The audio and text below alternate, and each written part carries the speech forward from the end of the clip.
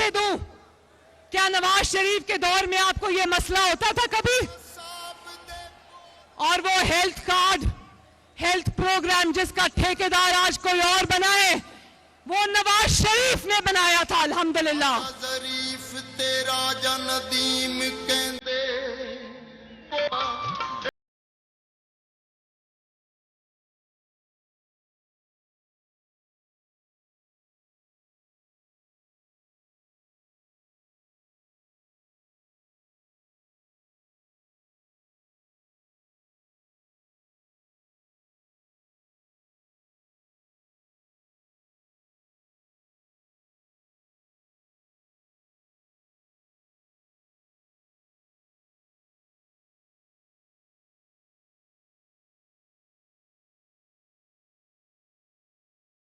के शेर किसी को नहीं हारता, इंशाअल्लाह ताला नहीं हारेगा।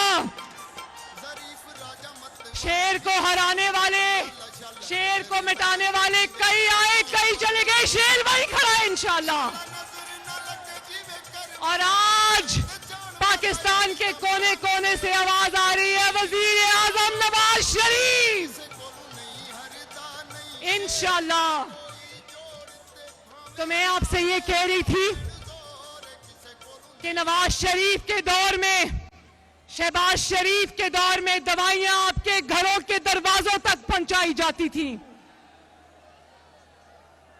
आपको फ्री दवाई मिलती थी। जब हेल्थ प्रोग्राम बना मेरे भाइयों बहनों, तो मैंने खुद लोगों से फोन करके पूछती थी। एक वाकया सुनाऊंगी।